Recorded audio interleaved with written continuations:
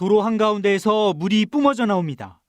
도로 1.7m 아래에 묻혀있던 상수도 관로에서 물이 새는 겁니다. 사고가 난 상수도관은 40년 전인 1985년 매설된 관입니다. 갑작스러운 사고에 인근 30여 가구에서 단수 피해를 겪었습니다. 단수가 났다고 해서 애기 2명을 또 태워가지고 부모님 집까지 또 차로 이동해가지고 그래가지고 많이 불편스러웠었어요. 이달 초에도 새벽 시간 갑자기 상수도관이 터졌습니다. 역시 20년 넘은 관로였습니다. 천여 가구가 10시간 동안 물을 쓰지 못했습니다. 원주에서 한 해 발생하는 상수도관 파열 사고는 100건 정도. 사고가 나고 있는 지역은 대부분 구도심 지역으로 30년 이상 된 노후 상수도 관로가 매설된 지역입니다. 원주시에 있는 전체 상수 관로는 1,700km. 이 가운데 3분의 1인 600km가 30년 이상 된 관로입니다. 대부분 학성동과 명륜동 등 구도심 지역입니다. 이에 원주시는 올해 구도심의 노후 상수관로 교체를 시작합니다. 2031년까지 460억여 원을 들여 노후가 심한 지역 상수도관 100km가량을 교체할 예정입니다. 또 전문 누수 탐지 등 상수도관 사고 예방 점검도 강화합니다. 구도심 일원이 노후 상수관을 교체를 하고 그다음에 누수 탐사 복구, 그다음에 GIS 구축 등 다방면 사업을 진행을 해서.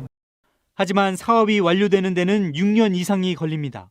특히 땅속 상수도관이 또 어디서 어떻게 터질지 알 수 없어 시민들의 불안감은 여전합니다. KBS 뉴스 김영준입니다. 차량을 막고 땅을 파는 작업이 한창입니다. 콘크리트를 깨자 상수도관이 드러납니다. 관로 2곳에 구멍이 뚫려 물줄기가 뿜어져 나옵니다. 1980년에 매설된 노후 상수도관이 파열된 겁니다. 상수도관에서 흘러나온 물을 빼내고 있는데요. 보시다시피 도로가 흙탕물로 가득합니다. 복구 작업을 벌이느라 주변 천여 가구에 3시간 넘게 수돗물 공급이 끊겼습니다. 이거 빨리 끝나야 물이 나올 거 아니에요. 이거 끝날 때까지 줄까요, 집에? 화장실 여기 있으니까. 점심 장사를 해야 하는 상가들도 단수로 피해가 컸습니다. 우유가 들어간 것만 지금 가능하고요. 게다가 그 우유가 들어간 라떼 종류도 이제 따뜻하게 드리는 게 불가능해서 스팀을 써야 되는데 스팀도 물을 쓰는 거다 보니까. 문제는 울산 곳곳에 노후 상수도관이 매설돼 있다는 겁니다. 지난해 기준 울산의 전체 상수도관은 3,700여 킬로미터로 이 가운데 20년 이상 된 관로가 1,600여 킬로미터, 43%에 달합니다. 이렇다 보니 상수도관 파열도 끊이지 않고 있습니다. 올해 노후 관로에서 400건 넘게 누수가 생기는 등 최근 3년간 1,500여 건의 피해가 발생했습니다. 울산시는 2040년까지 228km 길이의 노후관을 교체하겠다고 밝혔지만 막대한 비용 탓에 속도를 내지 못하고 있습니다. 올해 국시비 등 68억 원을 들여 교체한 관로는 10km에 그쳤습니다. 누수 다발 지역에 대한 중장기 정비 계획을 수립하여서 유수율을 높이고 노후 상수도관 누수는 땅꺼짐 사고로도 이어질 수 있어 대책을 서둘러 마련해야 한다는 지적입니다. KBS 뉴스 김옥천입니다.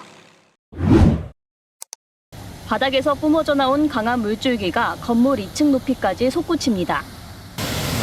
진짜 바로 우리 가게 앞에. 마치 폭포처럼 상가 쪽으로 쏟아져 내리는 물. 지하 슈퍼마켓까지 물이 들이닥치자 놀란 직원이 황급히 피합니다. 지하철 공사 현장 인근에서 상수도관이 파열됐다는 신고가 접수된 건 오늘 새벽 6시 10분쯤. 광주시 상수도 사업본부가 상수도관을 잠그기까지 1시간 동안 수돗물 9,000톤이 쏟아졌습니다. 이번 사고로 인명피해나 인근 주택과 상가의 단수 피해는 없었지만 상가 10여 곳이 침수됐고 상가 앞엔 거대한 구멍이 뚫렸습니다. 뿜어져 나오는 수돗물의 압력 때문에 상가 민도가 움푹 꺼져버렸습니다. 이번 사고는 600mm짜리 노후 상수도관 이음새가 이탈하며 발생한 것으로 조사됐습니다. 앞서 2년 전에도 이곳과 불과 100m 정도 떨어진 곳에서 비슷한 사고가 있었던 만큼 상인과 주민들은 분통을 터뜨립니다. 드라이기로 이제 기계를 말려보고 작동이라도 되면은 다행인데 그때 당시에도 작동은 됐는데 하루 정도 지나고 나서 다시 다 또 문제가 돼가지고 메인 콤프라든가 그런 거를 다 교체한 상태였거든요. 특히 침수 피해로 영업이 중단된 상인들은 실질적인 보상과 함께 재발 방지 대책이 필요하다고 목소리를 높였습니다. 일단 복구는 잘잘못을 떠나서 도시철도건설본부에서 진행을 하고 있습니다. 그쪽에 주민들이 안전하게 다닐 수 있도록 조치를 해서 했고요. 광주 지하철공사 현장 주변에서는 2020년 이후만 해도 모두 35건의 누수 사고가 발생했고 누수량은 5만 5천 톤에 이릅니다. 반복되는 누수 사고를 막기 위한 철저한 원인 분석과 함께 근본적인 대책 마련이 요구되고 있습니다.